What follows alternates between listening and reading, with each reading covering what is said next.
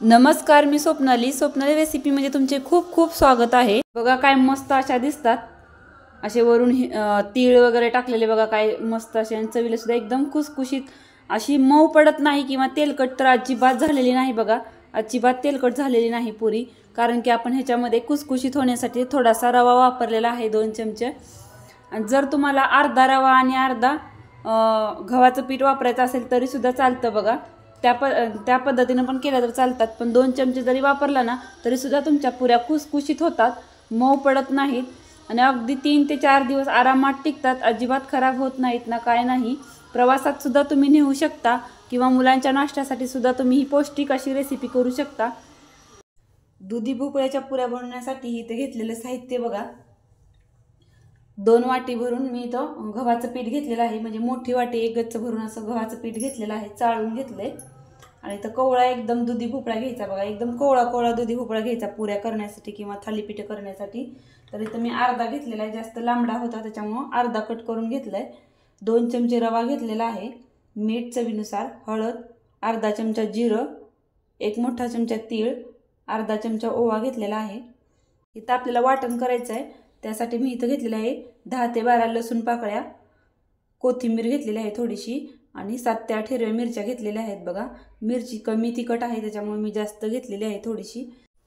लसूण, मिरची आणि कोथिंबीर याचं वाटण करून घेऊया। आणि वाटणामध्येच ओवा टाकायचा आहे, म्हणजे ओबडधोबड बारीक झाल्यानंतर वास छान येतो। आणि ह्याच्यामध्येच टाकायचं आहे जिरं, थोडंसं मीठ घालून हे जाडसर बारीक करून घ्यायचं आहे, पाणी न टाकता हे जाडसर वाटण करून घेऊया। आता आपल्याला पीठ मळायचं आहे, त्यासाठी मी इथं मोठं ताट घेतलंय, ताटामध्ये अगोदर आपण आता पीठ टाकून घेऊया।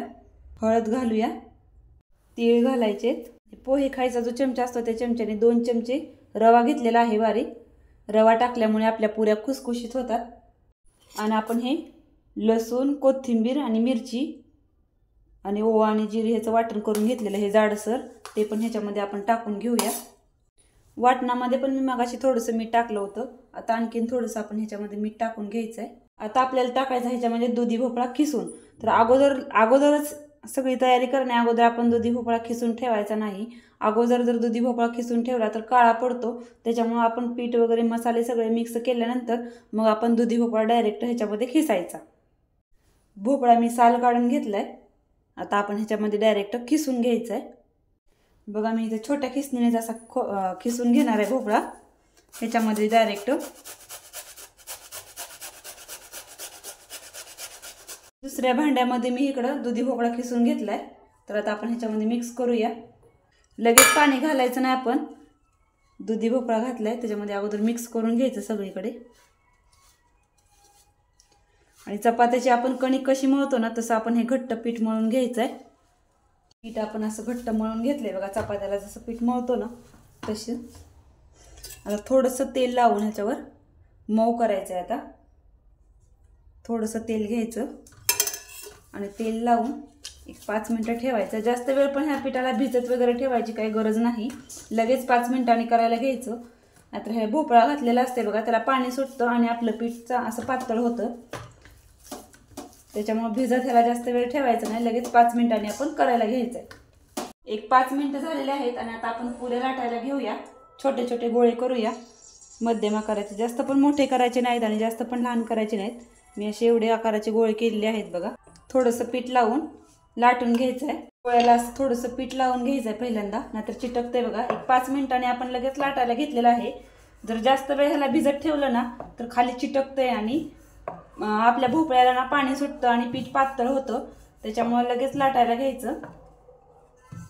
तर पुऱ्या जाडच असतात बघा, लय पातळ पण नसतात, थोड्याशा मीडियम आकारामध्ये करायच्या, जास्त जाडही नाही आणि जास्त पातळही नाही।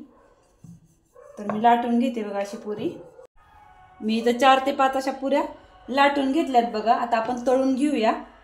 जास्त पण एकावर एक जास्त टाकायचे नाहीत बघा, जास्त वेळ पण एकावर एक टाकल्याने चिटकून बसतात, त्याच्यामुळे जास्त वेळ पण अशा एकावर एक टाकून ठेवायच्या नाहीत। ती 4-5 झाल्या की आपण लगेच तळायला घ्यायच्या। तर आपलं तेल चांगलं तापलेलं आहे, ह्याच्यामध्ये आपण सोडून घेऊया आता पुऱ्या बघा। एका वेळेला मी एकच पुरी तळणार आहे, म्हणजे चांगली फुगली पण जाते।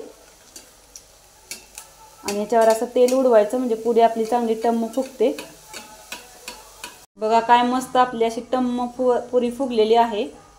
दोन्ही बाजूने आपण चांगली खरपूस अशी भाजून घ्यायची, म्हणजे चवीला सुद्धा छान लागते आणि गरमागरम तर ही पुऱ्या खूप छान लागतात।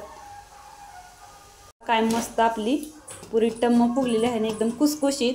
आपण रवा घातल्यामुळे आपली पुरी तेलकट सुद्धा होत नाही आणि अशी कुसकुशीत होते, लगेच नरम पडत नाही रवा घातल्यामुळं। त्याच्यामुळे आपण थोडासा ह्याच्यामध्ये रवा वापरायचा। ताटामध्ये आता आपण काढून घेऊया आणि सगळ्या पुऱ्या आपण ह्याच पद्धतीने तळून घेऊया खरपूस अशा। सगळ्या पुऱ्या आपल्या करून झालेल्या आहेत बघा, काय मस्त अशा दिसत आहेत आणि एकदम टम्म फुगलेल्या आहेत। काय काय पुऱ्या फुगत नाहीत बघा, कारण की ह्याच्यामध्ये भोपळा असतो ना, ते मध्ये येतो ना खिसलेला भोपळा, त्याच्यामुळे ते पुरी पूर्णपणे अशी फुगत नाही।